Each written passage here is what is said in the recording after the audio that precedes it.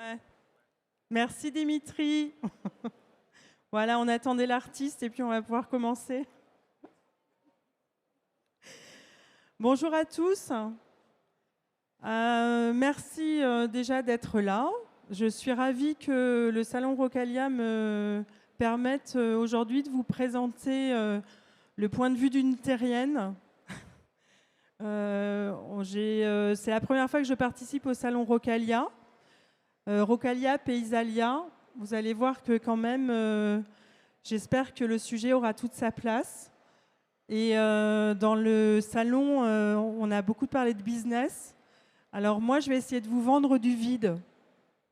J'espère qu'il sera rempli de sens, mais a priori, c'est un sujet qui lie la pierre sèche et l'agriculture et le développement durable. Et la pierre sèche, c'est du vide, de la pierre, des hommes, parce qu'il faut avoir le savoir-faire, et on verra comment c'est contributif en fait à une agriculture durable, et comme quoi c'est pertinent en termes de techniques innovantes dans le cadre d'un avenir durable. Donc j'ai intitulé en fait ma présentation « Explorer la richesse des murs en pierre sèche entre héritage et avenir durable », parce qu'effectivement, on est à un moment où on peut se projeter comme des aventuriers parce qu'il y a plein de choses à redécouvrir, bien que ça soit une technique ancestrale et un savoir traditionnel. On va voir comment il y a aujourd'hui de l'innovation dans cette technique. Donc effectivement, je me situe entre pierre sèche, agriculture et territoire. Ça m'a tout de suite intéressée parce que, venant du monde du développement durable, il y a une vraie cohérence avec les objectifs de développement durable, notamment de l'agenda 2030 européen, français, pardon. Donc, je me présente un peu en donnant mon parcours. Donc moi, je suis agronome. L'agronomie, donc, c'est l'ensemble des activités qui se situent dans l'agriculture, mais aussi en amont et en aval de l'agriculture. Donc on a tout ce qui appartient au monde de l'élevage, de l'apiculture. On a aussi les vergers, les champs de légumes, les céréales, le maïs, vous connaissez tout ça, mais on a aussi tout ce qui est production non alimentaire, donc le bambou, les fleurs, les biocarburants, etc. Ma spécificité, c'est que j'ai étudié en fait pour pouvoir travailler à l'étranger dans l'aide au développement agricole. Donc j'étais sur en Asie et en Afrique, et j'étais un peu sur des situations où les sols sont pauvres, fragile parce que le climat est assez intense. On a beaucoup de pluie, on a beaucoup de sécheresse, on a des températures extrêmes, enfin plutôt hautes pour le coup, et des épisodes qu'on connaît aujourd'hui finalement, même dans nos pays. Et moi, je suis basée à Aix-en-Provence, donc en particulier en méditerranéen, on retrouve en fait tous les enjeux auxquels j'avais été sensibilisée, on les retrouve aujourd'hui à notre époque. Puisque en 2002, moi, je suis revenue travailler dans les Bouches-du-Rhône, donc en région méditerranéenne, et j'avais affaire aussi au même type d'enjeu, avec en plus le changement climatique qu'on connaît tous avec les événements d'aujourd'hui. Ah, je suis allée un peu trop vite. Et évidemment, quand la première fois... Donc, on m'a parlé de pierre sèche. C'était juste l'année après le classement au patrimoine culturel et immatériel de l'UNESCO en 2018 de ce savoir-faire. Et j'ai vu des murs tomber partout autour de moi. C'est le virus de la pierre sèche, ça s'appelle comme ça. Dès qu'on nous en parle, finalement, on s'aperçoit qu'on est entouré d'ouvrages dans notre environnement. Quand on se balade, on est entouré de ces ouvrages qu'on n'avait pas vu forcément avant. On avait vu les murs maçonnés, etc., mais on n'avait pas vu les murs en pierre sèche, réellement en pierre sèche. Donc là, évidemment, je vous montre deux photos où on a un lien agriculture-pierre sèche, parce que les linéaires de pierre sèche, de soutènement en pierre sèche, donc c'est une partie de ces ouvrages, C'est ce dont je vais vous parler aujourd'hui. Ça soutient la terre. Ce n'est pas forcément sur des grandes pentes, comme on peut avoir sur l'image de droite, avec des petites banquettes agricoles. Ça peut être aussi sur des grands champs, mais en bordure de route. On a alors Restang, c'est le nom dans le sud, on a un mur de soutènement en pierre sèche qui permet de maintenir le champ parce que la route est en contrebas. Donc on est bien dans un savoir-faire millénaire, mais qui a été réétudié scientifiquement par l'École centrale de Lyon, les écoles nationales des travaux publics, parce qu'il y a aussi beaucoup de soutènement du réseau routier qui sont faits avec cette technique. Et donc ils ont réétudié de manière scientifique le savoir-faire ancestral et ils l'ont amélioré, puisqu'aujourd'hui on est dans un contexte où sur les routes on a des camions qui sont de plus en plus lourds et dans les champs forcément on a aussi des engins et c'est beaucoup plus mécanisé qu'à l'époque où tous ces ouvrages ont été réalisés. Donc si on veut les rebâtir ou les réhabiliter, il faut forcément avoir des techniques qui correspondent aux usages d'aujourd'hui. On voit qu'avec le changement climatique, ces ouvrages souvent datent du fin 19e, surtout dans l'espace rural et agricole. Et donc, ils ont plus d'un siècle, plus de même un siècle et demi, et souvent, ils se dégradent, forcément, puisque tout a un temps de vie. Et donc, on a des dégradations, comme on voit sur l'image. On a des murs de soutènement. Là, vous avez une vigne au-dessus, on ne la voit pas bien, mais ça fait des brèches. Et du coup, il y a des chemins de l'eau qui se créent. On a de l'érosion des sols.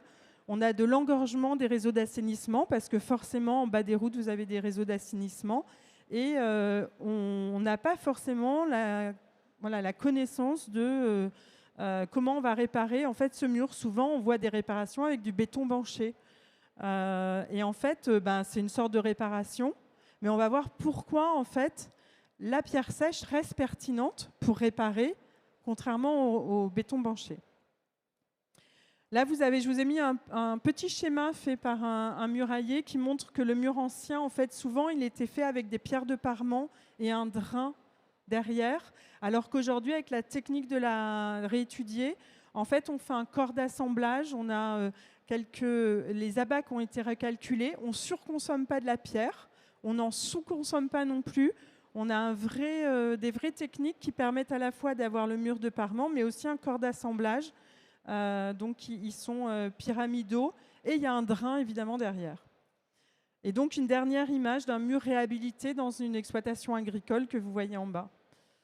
Et une équipe, là c'est parce que je fais aussi, j'actionne le levier formation pour pouvoir réhabiliter pour l'instant ces brèches et diffuser aussi, porter à connaissance ce savoir-faire et sa pertinence. Donc comme je vous l'ai dit en fait, quand on va voir que finalement, ce mur et ce lien pierre sèche et agriculture, ça coche un ensemble d'objectifs du développement durable assez conséquent.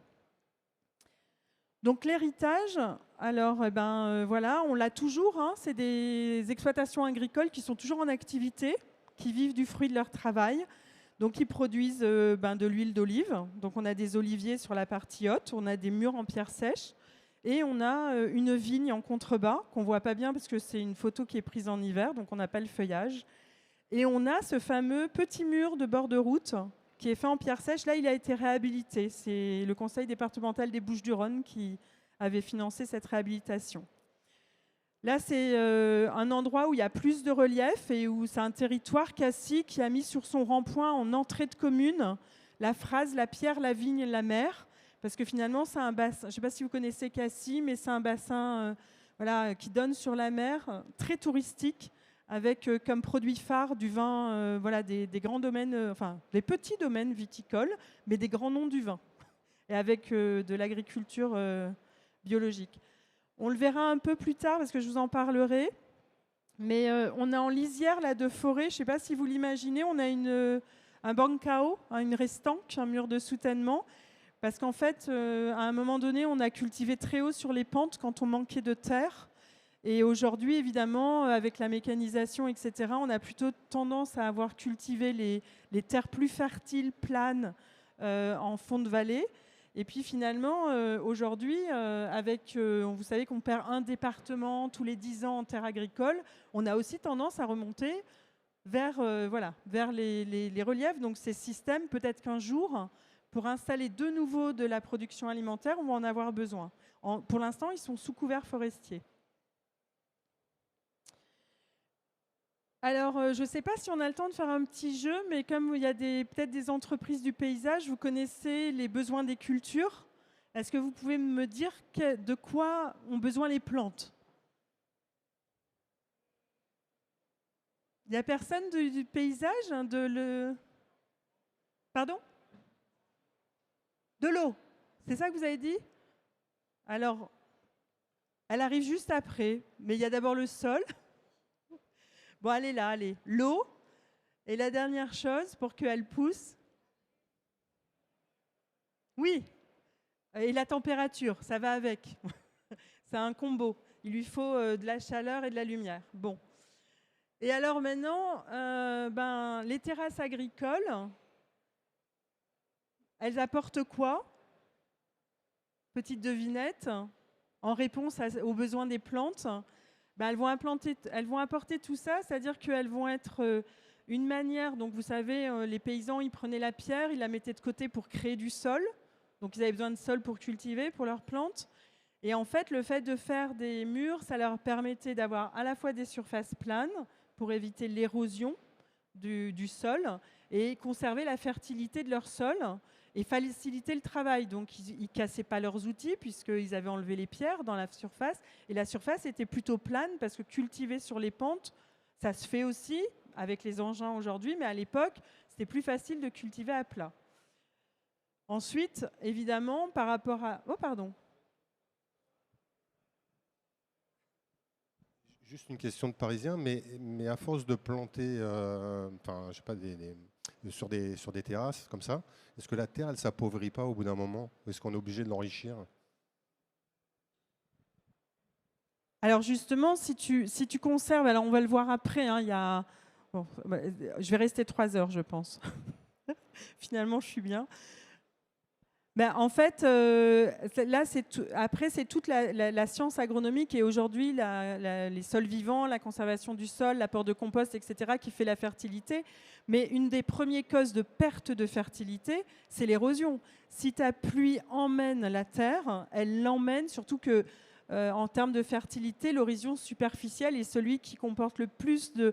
Tout est important, la structure, pour l'enracinement, pour les échanges nutritif, comme disait le monsieur, mais en fait, là où il y a le plus d'azote et de fertilité, c'est dans les horizons superficiels, et en fait, ils se lessivent si jamais tu les laisses partir avec l'eau. Donc, d'où l'importance d'avoir une structure de sol qui capte l'eau et d'avoir des surfaces planes pour capter les eaux de pluie aussi, et pas que justement l'eau emmène la terre. Donc, le fait d'avoir ces ouvrages permet d'avoir des surfaces planes comme ça et de conserver la fertilité, mais ce n'est pas la seule chose à faire, effectivement, pour restituer tout ce que la plante exporte. Mais là, on rentre dans la science agronomique pure et dure. Hop. Bon, il a disparu, désolé, mais en tout cas, les terrasses, voilà. Bon, l'eau, donc ça permettait... Je reviens en arrière, je crois que c'est possible. Ah non, on ne va pas refaire toute l'animation, pardon. Voilà, là. J'aurais pas dû mettre d'animation.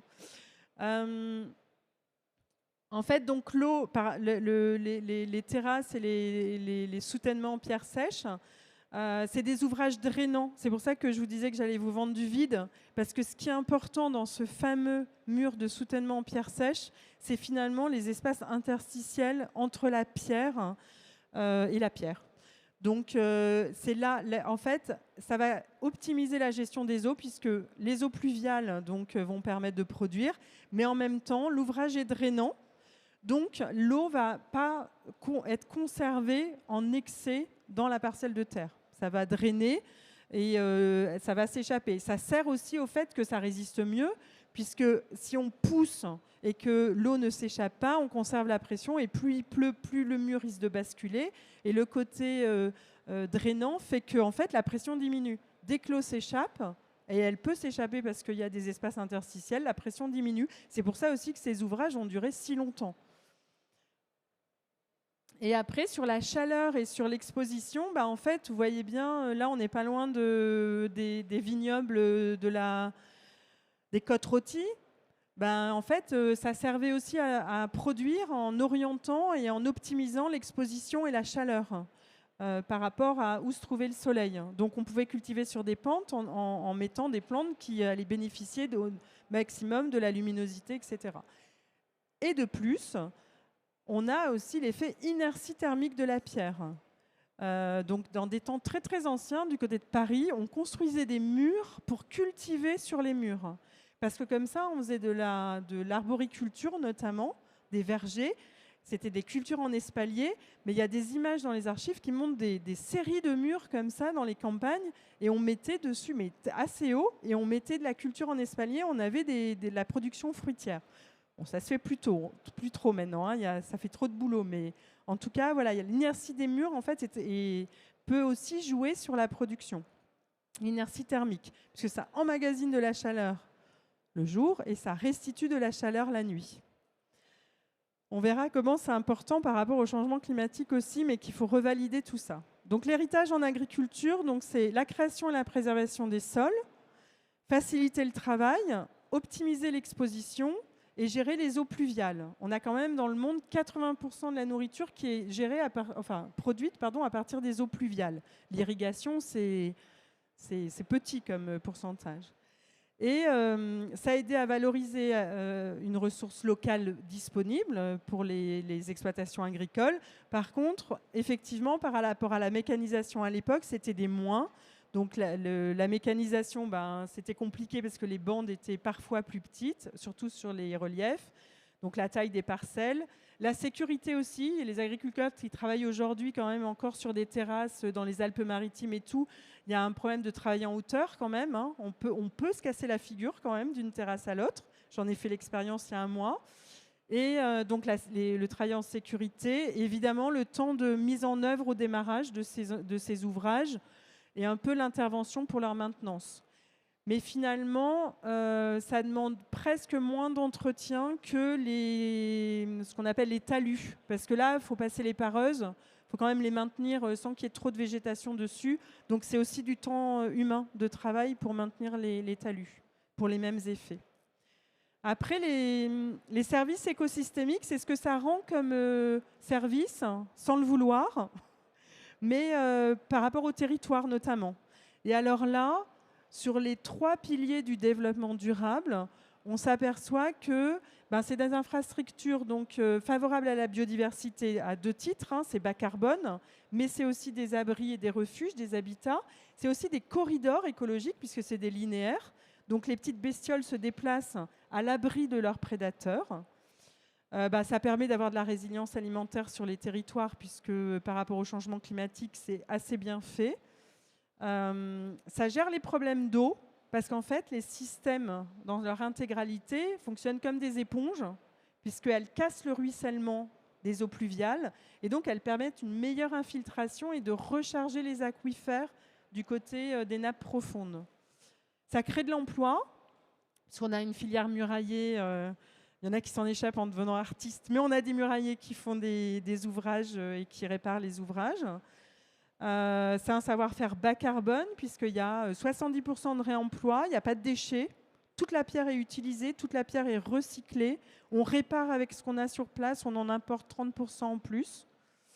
Ça aide au tourisme, évidemment, parce qu'on crée du paysage, un paysage incroyable même.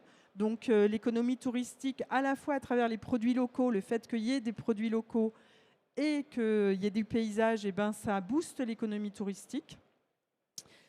Et ça a un énorme avantage de gestion des risques par rapport au risque inondation et par rapport au risque incendie. Donc ça, je développerai un peu plus tard. Et aussi par rapport au risque sécheresse, puisque ça conserve l'humidité. Bon, après, ça fait aussi partie du domaine de la culture et du cadre de vie. Est-ce que vous connaissez, alors je vais me faire un peu huer, les gabions? Voilà, c'est un peu la même chose, mais en industriel. Enfin, c'est pas du tout la même chose, mais bon, s'il y a du vide, de la pierre. Mais en cadre de vie, je suis pas sûre que ça l'emporte. Voilà, c'est-à-dire que moi, avoir des gabions, ça me fait moins vibrer que de voir des murs en pierre sèche faits par la main de l'homme. Bon, les gabions sont faits par la main de l'homme aussi, et des machines. Donc pour le territoire, l'héritage, c'est la production alimentaire, c'est la gestion des eaux de ruissellement, comme je vous l'ai dit, la gestion contre les incendies. Alors à double titre, c'est que parfois les restants ralentissent le feu, même les feux de forêt, mais c'est aussi parce que les domaines agricoles sur les restants, c'est des coupures agricoles, les coupures agricoles sont des coupe-feux, pardon. Ça, on commence à identifier en fait cette plus-value de l'agriculture vers les zones naturelles. Ça crée du paysage et c'est dans le petit patrimoine rural et dans la culture du coup. En revanche, pour le territoire, le problème c'est qu'il n'y a pas d'entretien faute de moyens. Souvent, on n'entretient pas ces ouvrages, même sur l'espace public. On ne sait pas le faire non plus. On commence à être acculturé, mais on ne sait pas le faire. Dès qu'il y a des brèches, et il y en a beaucoup, ça amplifie le phénomène de chemin de l'eau. C'est-à-dire que là, l'eau, les brèches, elle adore. Et du coup, ça amplifie la vitesse. Et donc, ça accentue les problèmes de ruissellement. Et ensuite, ça engorge les réseaux d'assainissement par les coulées de boue. Et on a une perte de fertilité des espaces agricoles, mais aussi naturels et forestiers. Je ne sais pas si je le dis maintenant, mais je le dis comme ça, je ne l'oublierai pas plus tard. Je vais peut-être être redondante, mais il y a une étude, par exemple, sur la Sainte-Baume, c'est un massif en PACA, qui a été faite par des ingénieurs forestiers. Et ils sont aperçus que même sur système de restants dégradés, ceux qui sont sous couvert forestier, on avait 20% de productivité en plus de cette forêt. Donc comme quoi, c'est pas mesuré au cordeau, mais si dans cette étude ça l'est, mais en tout cas, on sait que ça joue le rôle d'une meilleure optimisation de l'eau pluviale par rapport à la plante qu'il y a dessus, donc aux arbres, à fortiori dans les forêts méditerranéennes. Alors, l'avenir durable, écoutez, aujourd'hui, tout le monde, je ne vous apprends rien, on est dans un contexte de changement climatique et d'effondrement de la biodiversité. Pourquoi le développement durable est essentiel? C'est que dans les territoires, on a bien vu avec ce qui nous est arrivé il n'y a pas très longtemps, que la souveraineté alimentaire, c'était important. Si on était coupé de tout, c'était quand même nos besoins essentiels, c'était quand même de trouver de la nourriture à proximité, même si ça marche bien, les échanges, commerces internationaux, etc. Mais quand même, on mangera un peu moins de mangue, mais si on a un peu de pain, ça sera pas mal quand on n'aura rien. On a des problèmes de plus en plus sur les communes de ressources en eau potable notamment. On a de la transition énergétique à faire et c'est un savoir-faire qui ne consomme pas tant que ça d'énergie, en tout cas, c'est du savoir-faire et du temps humain de travail. On a des enjeux de tourisme durable aussi. On a des enjeux de préservation des milieux, de protection contre les risques naturels et de création d'emplois locaux. En fait, c'est tous les enjeux vus du territoire. Et on est en agriculture dans un contexte de transition agroécologique. Alors, moi, je défends un peu les agriculteurs. Ils ont commencé leur transition il y a déjà quelques décennies parce qu'ils étaient en prise avec la nature. Donc, ils savaient, pas tous, mais il y a quand même eu beaucoup de changements de pratiques et notamment une transition vers l'agroécologie qui est quand même assez prégnante, en tout cas dans nos systèmes méditerranéens, ailleurs aussi, partout ailleurs aussi. Et du coup, en fait, l'idée, c'était de produire en préservant l'environnement. Donc, on avait à réduire les engrais chimiques, à réduire les impacts sur la ressource en eau, à réduire les pesticides et à réduire la facture énergétique. Et du coup, on a fait ça en intensifiant les processus écologiques et en retrouvant aussi les savoirs agronomiques au niveau des exploitants agricoles. Donc aujourd'hui, on favorise les sols vivants, on fait de l'agriculture de conservation des sols parce qu'on sait que ça part de là. On optimise les eaux pluviales et leur infiltration, on favorise l'accueil de la biodiversité, les auxiliaires des cultures, l'équilibre des écosystèmes. Et on adapte alors ça, on le sent moins, mais le changement climatique, ce n'est pas forcément des chaleurs extrêmes, c'est aussi des périodes de gel qu'on ne maîtrise plus dans les itinéraires culturaux. Donc, ils arrivent à des moments où ça détruit toute la récolte. Et du coup, on adapte aussi les itinéraires culturaux et les variétés pour lutter contre le gel, la chaleur et les excès ou les manques d'eau, qui sont les 4 facteurs du changement climatique qui impactent la production agricole. Je vous parle beaucoup de production végétale, hein. Là, je mets les animaux de côté, mais ça fait partie de l'agriculture aussi. Mais comme on parle du mur de soutènement, voilà, je parle plutôt de production végétale, puis ça fait bien le lien avec le paysage quand même.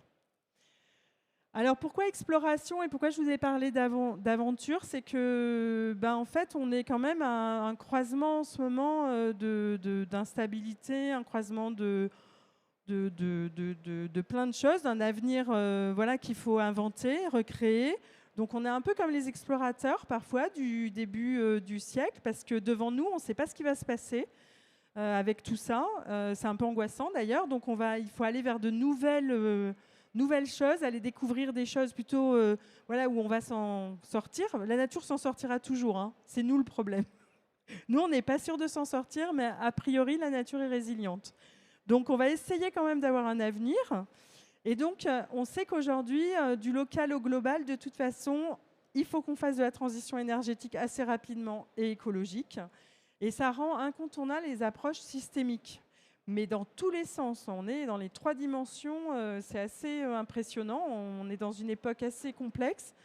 Et donc, les approches systémiques, Éric Vincent nous en a parlé hier, elles arrivent dans les sciences de l'ingénierie civile. En agronomie, elles sont déjà là depuis... moi, quand je faisais mes études, je ne suis pas toute jeune, on nous formait à l'approche systémique. On partait de la parcelle, on étudiait jusqu'au système agraire. Et puis, aujourd'hui, faut croiser avec tous les concepts émergents. Parfois, ça fait un peu mal à la tête. Donc, bon, dans mon domaine, moi, ça va. Agroécologie, agriculture régénératrice. Vous voyez à peu près ce que ça recouvre. Régénérer, donc on abîme on répare ce qu'on a abîmé. Voilà, mais il faut avoir d'abord abîmé pour réparer. Bon, c'est un concept. L'agroécologie, c'est en cours de définition, hein. On n'a pas encore tous les contours. On a l'agriculture de conservation, donc c'est pareil, c'est des nouvelles méthodes. On retrouve un peu la science agronomique, on la mixte un peu avec des nouvelles approches aussi, d'autres disciplines. On est en pleine transdisciplinarité en ce moment. Et il faut donc la conservation des sols. Et après, il faut croiser ça avec d'autres disciplines. Et avec le fait qu'on a une approche projet, une approche territoire. Donc tout le monde s'empare de tous les sujets. Ça, c'est voilà, l'approche systémique. Et on met et le politique et la société civile à l'intérieur de tout ça, parce qu'on sait que pour faire du développement, il faut tout le monde. Il faut les sciences, il faut la société, il faut les points de vue des uns et des autres. Il faut mixer toute la science. Et du coup, du côté de l'aménagement du territoire, donc plutôt du côté de ceux qui vont passer commande aux entreprises, etc., on est sur l'approche par le paysage fonctionnel, les visions un peu d'aménageurs, donc un peu urbaniste quand même, un peu moins agronome, enfin un peu moins ruraliste. C'est où est-ce qu'on fait la plaque de contact dans les territoires entre le rural, le périurbain et l'urbain. Aujourd'hui, ça se mélange un peu. Et ce qui est formidable, c'est que la pierre sèche, en fait, elle va cocher toutes les cases et faire le lien entre tout ça. Mais après, ça reste dans un système complexe. Les architectes ont fait beaucoup de travail sur la pierre sèche, donc, mais ce lien-là, agriculture, pierre sèche, et les contributions, et comment appréhender les contributions pour s'occuper de cette thématique, c'est pas évident, parce qu'on est en pleine reconfiguration. Donc du coup, dans la sphère agricole, la pierre sèche, pour adresser la problématique, ça doit encore trouver sa place, parce que la profession agricole, en fait, elle s'occupe de plein d'enjeux. Donc la pierre sèche, c'est pas encore sur le dessus de la pile. Et de la même manière, dans les projets de territoire, les communes ont tellement d'enjeux à gérer que de la même manière, la pierre sèche répond à beaucoup de leurs enjeux, sauf que c'est un point qu'il faut faire émerger en fait, et leur dire non mais c'est une solution concrète. On a hérité de systèmes, ils sont en train de se détériorer à moindre frais. Prenons soin de notre héritage et allons-y quoi. Mais allons-y, ça veut dire que les entreprises de paysage adossent une compétence pierre sèche, que les entreprises du bâtiment adossent une compétence pierre sèche, que les agriculteurs connaissent aussi le fait qu'il y a des murailliers professionnels et que cette technique n'est pas une technique ancienne, désuète, mais une technique durable et innovante. Enfin, voilà, il y a encore du boulot. Et donc, les nouveaux espaces de découverte, je suis dans les temps, là-bas. Les nouveaux espaces de découverte, en fait, ça va être, de mon point de vue, toujours agricole, mais ça touche au végétal. Ça va être de spécifier les interactions mur-culture. Donc, culture au sens cultiver. Pas cultiver la plante, l'arbre ou voilà, la production agricole. Donc, il faut tester et produire des références agroécologiques. C'est pas simple en agriculture, la science. C'est pas simple en agriculture, la recherche, parce que c'est tellement multifactoriel que, évidemment, il faut tester ça sur plusieurs plantes, avec des distances différentes, avec des années où il y a un bon climat, un mauvais climat, du gel, pas de gel. Enfin voilà. Et c'est pour ça qu'en agronomie, souvent, les paysans vont plus vite que les chercheurs quand même, parce qu'ils ont une manière empirique de tester. Et c'est pour ça qu'aujourd'hui, la science est participative aussi, c'est-à-dire qu'on prend beaucoup de données des exploitations agricoles. On n'attend pas de faire de la modélisation complète. Mais le numérique nous aide et l'intelligence artificielle aussi. Pas non plus. Là aussi, on a une révolution et ça peut nous aider un peu. Il faut valider, par exemple, l'apport de l'inertie thermique avec le changement climatique. C'est quelque chose à explorer. C'est à quel moment, sur quelle plante, la pierre va aider à ce que la plante soit préservée d'épisodes de chaleur ou de gel ou d'exposition. Donc tout ça, on n'a pas la connaissance. Donc en pratique agroécologique, ça serait intéressant de la réexplorer. Et aujourd'hui, on a, grâce notamment aux données spatiales de l'Agence européenne, on a plein de données pour réétudier ces choses-là. Mais évidemment, on a tellement de problématiques à adresser que je ne suis pas sûre qu'une équipe de recherche, en tout cas, je demande à des équipes de recherche, pour l'instant, j'en ai pas encore une qui s'est dit « Ah tiens, je vais travailler là-dessus ». Ça viendra peut-être un jour, mais pas encore. Et moi, ce qui m'intéresse aussi, alors, sur le côté complètement innovant, c'est si on se projette dans Mad Max 6, au moment où on sera vraiment dans un... Je suis désolée, je suis anxiogène là. Dans un univers où il y aura plus d'eau verte ou bleue, c'est-à-dire l'eau dans les rivières ou l'eau dans la végétation, mais qu'elle sera sous forme de vapeur dans l'air, à quel moment le mur en pierre va être celui qui va permettre, donc le point de rosée en science, à capter la vapeur d'eau et à en faire de l'eau. Peut-être que dans les cultures, on le voit dans les pays sahéliens, quand ils plantent un petit arbre, ils mettent de la pierre autour. Parce qu'en fait, la pierre va donner de l'eau au sol pour pousser. Donc, ils ont des systèmes. Ça aussi, ça fait partie de la recherche. Valoriser les savoir-faire dans les pays soumis à des contraintes telles qu'ils ont trouvé aussi des techniques, des bonnes pratiques pour pouvoir résister et quand même manger, cultiver, etc. Donc, capitaliser, modéliser les nombreux savoirs élaborés empiriquement ou scientifiquement dans les régions chaudes. Et je reviens sur la biodiversité parce que j'en ai pas beaucoup parlé, alors que c'est, vous savez, on parle toujours changement climatique, mais en fait, on a l'effondrement de la biodiversité qui est importante. Et en fait, maintenant, en agriculture, on se sert beaucoup des auxiliaires de culture. C'est pour ça qu'on a financé un grand plan haies autour des parcelles agricoles pour rééquilibrer les écosystèmes, parce qu'on sait que quand il y a des ennemis, parmi ces ennemis, il y a des amis. Ils se mangent entre eux et parfois ils mangent. Et en fait, avec le changement climatique, on va avoir beaucoup de pression parasitaire. On n'a plus trop envie tous de mettre des insecticides. Donc, il faut trouver des processus écologiques qui permettent de rééquilibrer et de réduire la pression parasitaire. Les murs en pierre sèche, comme c'est des corridors à biodiversité, il y a du lézard notamment dedans, et ça mange de l'insecte.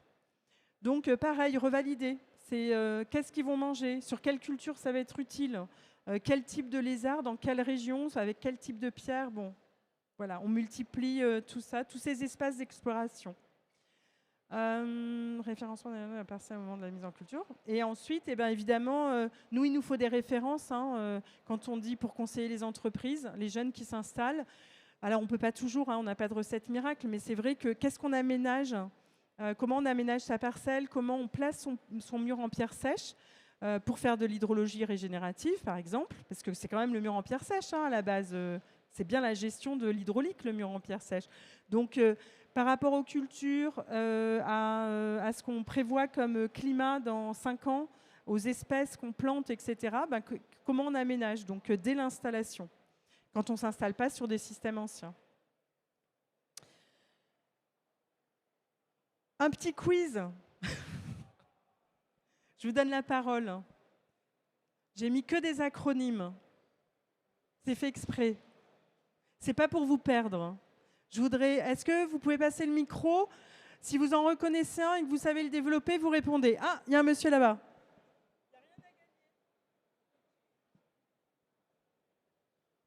Alors, je suis un peu avantagé, je suis élu. Alors, les acronymes dans le domaine de l'eau, je peux vous dire qu'on bat les records. C'est un scandale d'ailleurs. Bref, PAT, donc plan alimentaire territorial, on est d'accord? Oui, PAT, plan alimentaire territorial.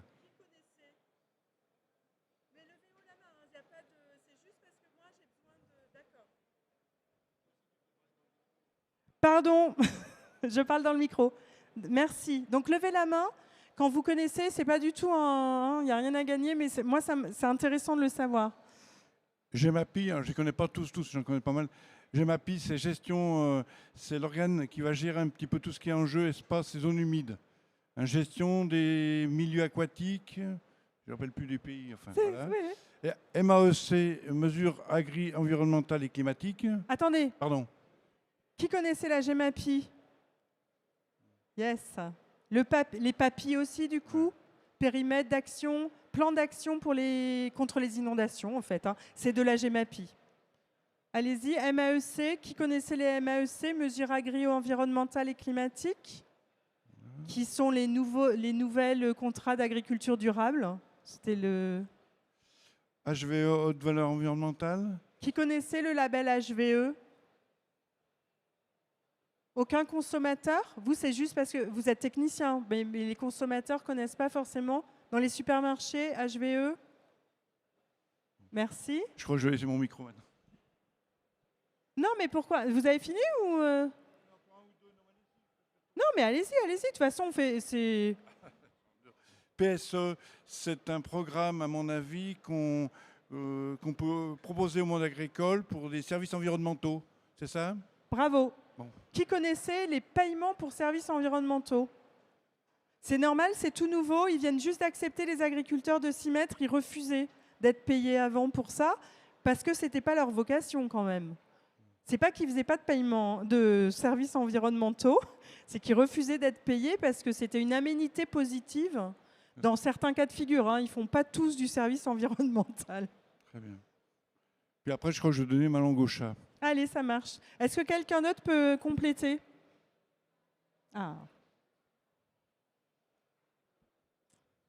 Bonjour. ACV, analyse du cycle de vie. Oui. Et RSE, responsabilité sociétale des entreprises. Ok. Qui connaissait l'ACV? Super. Et le RSE? Ok. C'est tout. Ça y est, c'est fini. Les IAE dans les HVE, vous savez ce que c'est? Les IAE? Non. Quelqu'un connaît les IAE dans le label HVE? Bon, alors super, ça me fait une super transition. Bon, je vous les ai quand même derrière, j'ai un petit peu... Bon. Pourquoi je vous parle de tout ça avec les murs en pierre sèche? Eh bien, parce qu'en fait, réhabiliter les murs en pierre sèche, donc j'accélère. Eh bien, c'est un levier multifonctionnel et on peut retrouver des contributions et des impacts, merci, dans tous ces dispositifs. Il y a des dispositifs, finalement, ils sont plus d'ordre de l'agriculture. Le HVE, c'est une certification, c'est un label commercial. Pas tout à fait, mais en tout cas qui montre qu'il y a certains modèles de production qui ont un impact positif sur l'environnement et donc qui contribuent à la préservation de l'environnement. Et ça permettait à l'agriculteur de dire « mes produits, je suis en démarche de certification, donc je suis contrôlé comme en AB, je suis contrôlé et je fais des efforts sur l'eau, sur la biodiversité, sur l'énergie et sur autre chose, les pesticides, évidemment. » Donc les linéaires de murs en pierre sèche sont reconnus comme infrastructure agro-environnementale, c'est les fameuses IAE, au même titre que les haies dans le dispositif HVE. C'est-à-dire qu'on peut compter les mètres linéaires et dire, voilà, ça fait partie de mes indicateurs positifs dans mon label. Donc ça, c'est une reconnaissance quand même. On n'est pas financé pour, mais par contre, ça permet de mieux valoriser au départ commercialement. C'est pour ça que je demandais aux consommateurs si vous aviez déjà vu dans les supermarchés produits label HVE. Ça sert à ça, c'est un label commercial, mais au moins qui sert voilà, dans la relation production-commerce. Donc c'est pas financé, hein, et ils payent leur certification et tout. Mais le mur en pierre sèche est reconnu là, pour le coup, il est identifié comme infrastructure agro-environnementale. Donc les autres, on a vu, il y a les MAEC, donc c'est pareil, hein, c'est pris sur le budget dédié à l'agriculture. Les PSE, ça émerge. En fait, vous construisez ça avec un groupe d'agriculteurs qui portent, parce qu'ils sont dans la même filière, une collectivité ou une commune, et on monte un contrat. Et là, pour le coup, c'est les collectivités. Pour l'instant, c'est les agences de l'eau, pour beaucoup qui payent, je crois, ou l'ADEME, peut-être. Mais c'est normalement voué à ce que ça soit les territoires qui payent, les intercommunalités, il me semble, à terme. Le label bas carbone, c'est lié au marché carbone. Donc là, c'est vraiment de la finance verte. Donc c'est des lois européennes qui permettent de compenser, voilà, réparer, réduire, éviter, compenser tout ce système. Et c'est lié aussi, là, on est en train d'essayer de structurer les crédits biodiversité. Et là, c'est compliqué, justement. Tout ce qui est biodiversité, c'est compliqué d'évaluer comment on fait du bien à la biodiversité, comment on mesure telle et telle pratique par rapport au crédit biodiversité, mais c'est en cours d'émergence. En fait, c'est tout ce qui permet de restaurer des habitats, les crédits biodiversité. Ensuite, on a donc la RSE, la CRSD et la RTE, responsabilité territoriale des entreprises. Ça joue aussi sur la transition des entreprises, la durabilité et les rapports de durabilité qu'ils doivent donner en tant qu'indicateurs sur leur propre transition, ou les contributions volontaires. Les solutions fondées sur la nature, c'est encore une autre démarche qui est financée donc, sur du public-privé pour intégrer dans les projets les enjeux eau, sol, biodiversité. La GEMAPI, c'est les risques sur les milieux aquatiques, donc la ressource en eau, et aussi les inondations. Et donc les PAT, projets alimentaires territoriaux, en fait, je vous parle de tous ces dispositifs parce qu'il y a du financement derrière et que du coup, c'est des leviers pour réhabiliter les murs en pierre sèche, puisqu'en fait, le mur en pierre sèche, il coche tous les enjeux de ces dispositifs, à chaque fois. Donc en fait, ce qui se passe, c'est qu'aujourd'hui, donc ça je passe, hop, il faut trouver des stratégies multifinancement. Et ça, ce n'est pas l'agriculteur qui va chercher à optimiser les financements parce que c'est des usines à gaz la plupart du temps. Or, on a une solution concrète, on a une problématique concrète sur les exploitations. On a des vrais professionnels du côté de la pierre sèche, on a des vrais professionnels du côté de l'agriculture. Donc, en fait, j'espère que je vous emmène dans mon aventure et que vous allez tous vouloir explorer toutes voilà, à l'échelle des élus, à l'échelle des citoyens. Et en fait, moi, mon Graal, ça serait de trouver cette maquette opérationnelle et surtout financière pour que, en mobilisant et en faisant reconnaître le mur en pierre sèche de soutènement dans l'agriculture, on puisse adresser une solution simple à nos entreprises agricoles. Et donc, quand on investit 1 euro, combien on économise, messieurs les élus, en dépenses de dégâts par rapport au risque, par exemple, ou alors en vrais euros de bénéfices rendus par les services écosystémiques. Et donc, c'est une vraie exploration et j'espère une vraie aventure et bienvenue dans l'aventure.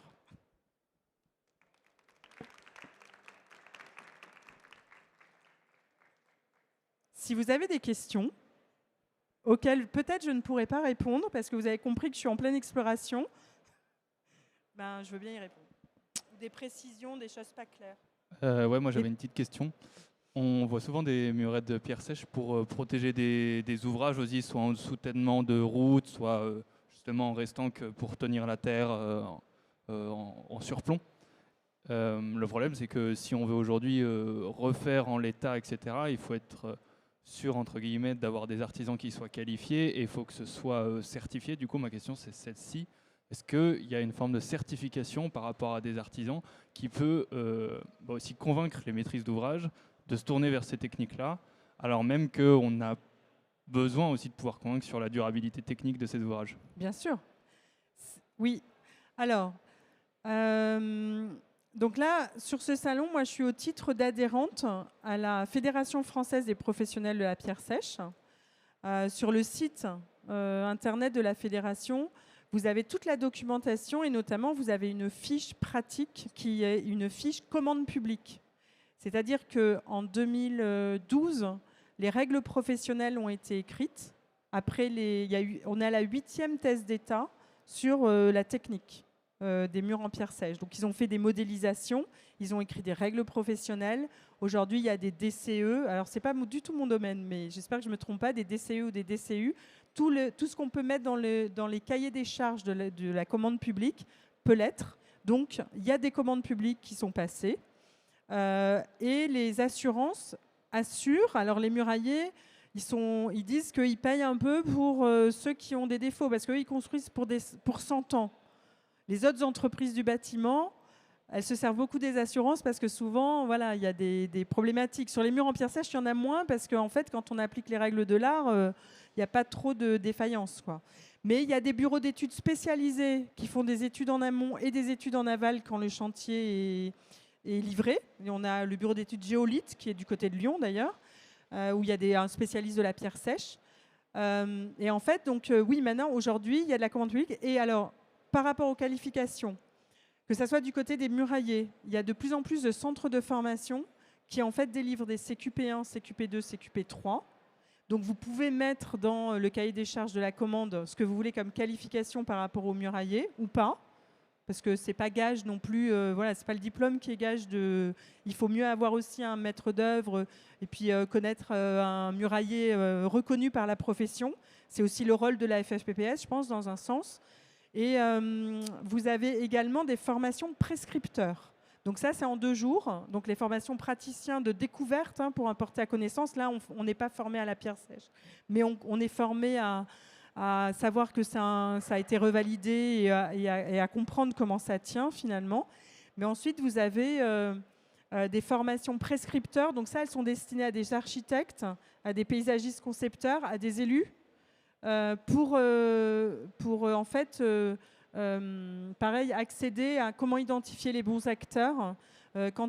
Pourquoi proposer cette solution? Quel avantage on a sur le territoire à prescrire de la pierre sèche à travers des acteurs? Évidemment, en 2 jours, on ne peut pas s'approprier quand même. Voilà, c'est 2 jours de formation. Mais en tout cas, on sait identifier les acteurs et on sait ensuite monter le cahier des charges et faire de la commande publique. Oui, venez sur le stand de la FFPPS. Parce que moi, je disais, moi, je suis agronome. Et les spécialistes pierre sèche, architectes, paysagistes, concepteurs et tout, moi, c'est vraiment pas mon champ de compétences. Moi, je ne travaille pas dans la commande publique. Mais allez voir Martin Muriot sur le stand de la FFPPS parce qu'il a tous les éléments. Il y a des gros chantiers publics qui se sont faits. Alors, juste pour déjà vous féliciter pour votre exposé, parce que vous avez abordé cette question-là d'une façon absolument non dogmatique. Et ça me semble fondamental. C'est facile de faire le procès de l'agriculture. Moi, je suis fils de paysan. Il y a 50 ans, mon père, on le payait pour arracher les haies ou pour drainer les zones humides. Vous imaginez un petit peu le travail qui a pu être réalisé. Alors, je suis un vieil élu, donc du coup, j'ai travaillé sur ces enjeux-là. Et je pense qu'il y a aussi un domaine sur lequel il faut qu'on travaille, et c'est ce que je vais essayer de faire. Au bout de 6 mandats, je vais essayer de laisser la place aux autres puis aux plus jeunes. Et je vais essayer de travailler pour rapprocher 2 mondes. Je suis également vice-présidente du Conservatoire des espaces naturels. Oui. Et à mon avis, le bel enjeu qui est à retenir, je vous cite un exemple. Moi, je suis plutôt tendance naturaliste. On a un marais, j'organise une sortie sur la découverte de ce marais. J'ai 5 personnes. J'ai un autre collègue qui s'occupe du patrimoine bâti, qui nous fait une conférence sur l'histoire du village, sur les murs du village. Il en a 50. Ce qui veut dire que les enjeux, à mon avis, il faut qu'ils se partagent. Et il ne faut surtout pas opposer les deux. Il faut au contraire travailler ensemble.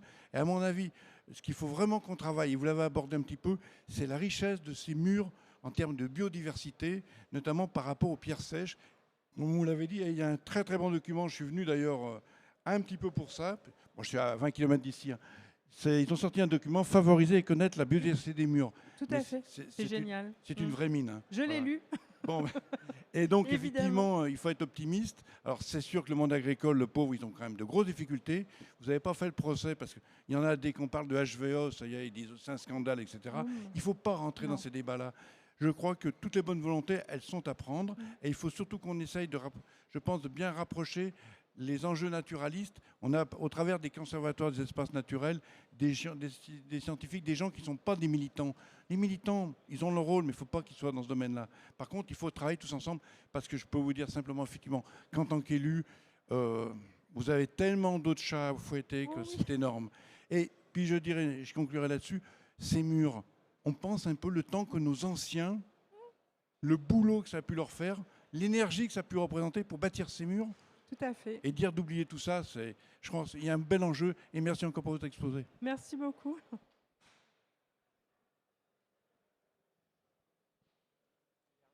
Oui. Bonjour. Moi, j'ai une question plus sur la ressource matière, dont on n'a pas parlé. Parce qu'en fait, j'ai un ami à moi qui est formateur dans le Vaucluse, là, qui fait de la pierre sèche depuis 20 ans. Vous connaissez peut-être, c'est Thierry Bourseau. Et il s'est beaucoup occupé du Comtat vénessin, les gorges de la Nesque. Ouais. Donc beaucoup de travail réalisé sur la restauration des murs. Et en fait, il se pose un problème parce que la ressource était la carrière de Banon, donc qui était en local, Darfour Calquier. Et cette carrière n'a pas eu le renouvellement de la concession par rapport à des problèmes environnementaux et tout ça. Donc se pose la question, si on veut développer, comment on sécurise ça et comment on le fait accepter aussi au niveau des élus. Voilà.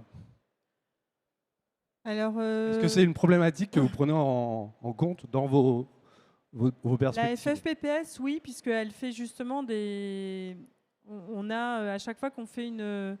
il y a des carriers qui sont adhérents à la FFPPS. Et effectivement, c'est des petites carrières. À chaque fois qu'on fait l'AG, on est en général sur une visite de carrière aussi. Donc, dans les Alpes-Maritimes, on est allé voir une carrière qui travaillait avec les muraillers. Alors, dans les Alpes-Maritimes, quand même important. Il y a encore les plantes à parfum, un peu. Bon, ça, c'est pour le vu. Mais il y a beaucoup de restanques et il y a beaucoup de paysages en restanques. Il y a... le problème, c'est les grands... Monsieur l'élu, les stradettes, c'est ça, non? Avec le plan de schéma des carrières. Et donc, qui ne donne pas la place aux petits. Comme un peu partout, on veut optimiser. On est une société de perfection. On veut être perfectible. Mais le problème, c'est que les petites carrières, comme les petites entreprises, elles ont du mal à survivre dans ces environnements-là. Mais il y a un mouvement quand même aujourd'hui. Hein. Alors, juste, je complète, je ne suis pas une spécialiste du tout, donc je vais vous laisser la parole surtout. Mais la FFPPS, en tout cas, a fait une étude sur l'approvisionnement, avec notamment, comme les communes ont des obligations aussi, enfin pas des obligations, mais des recommandations de réemploi, et que quand même aujourd'hui, on est dans un monde où on essaye de travailler la gestion des déchets. Il y a des bonnes pratiques dans certaines communes où elles font des aires de stockage pour pas justement que les murs qui s'éboulent, on pique les pierres et que ça soit une entreprise de maçonnerie sans vouloir les cibler parce que pareil, en tout cas, ils déblayent la rue, donc c'est déjà pas mal, ils rendent un service. Mais bon, après, les maçonner, elle est noyée dans le ciment alors que c'était une pierre qui aurait pu servir à rebâtir sur place. Et il y a des communes qui mettent des aires de stockage pour stocker cette pierre et pour l'utiliser. Alors, c'est mieux si on la réutilisait dans la pierre sèche, mais là, on a un convaincu. Donc, allez, je vous laisse la parole. Juste pour vous dire ce qui est le mieux, c'est comme les haies. Les plus belles haies, c'est celles qu'on n'arrache pas. Et justement, il y a un document qui est vraiment intéressant maintenant, c'est le plan local d'urbanisme, où, justement, avec ces associations, vous faites un inventaire de vos murs en pierre sèche, de façon à ce qu'ils soient inscrits dans ce document d'urbanisme, de façon à ce qu'ils soient déjà inventoriés, premièrement, deuxièmement protégés, et puis après, effectivement, ce qu'on se rend compte, c'est que pour développer des modes doux, notamment les pistes cyclables, qu'est-ce qu'on fait? On va prendre sur ces murs en pierre sèche, parce qu'il faut élargir un petit peu la voirie, si vous voulez. Et là, à ce moment-là, effectivement, il faut collecter ces pierres de façon à ce qu'on puisse les récupérer. Mais surtout, ce qui est important, c'est connaître notre patrimoine et commencer à faire cet inventaire dans les documents d'urbanisme de vos murs en pierre sèche. Voilà. Donc, juste sur le rapport, je crois qu'il est disponible et voilà, il y a un travail qui a été fait spécialement sur l'approvisionnement. Ça pose problème sur certains territoires. Moi, dans mes exploitations agricoles, à 70% du temps, c'est cool parce qu'on trouve la pierre localement, on va la déterrer. Voilà, ils ont l'habitude. Merci beaucoup. Et on est sur le stand du coup, là, avec la Fédération française des professionnels de la pierre sèche. Moi, si vous voulez avoir des questions complémentaires, et aussi les losiers, qui a un savoir-faire pierre sèche qui est intéressant. En fait, dans la pierre sèche, c'est beaucoup plus large. Je vous ai présenté juste mon petit prisme à moi. Merci beaucoup.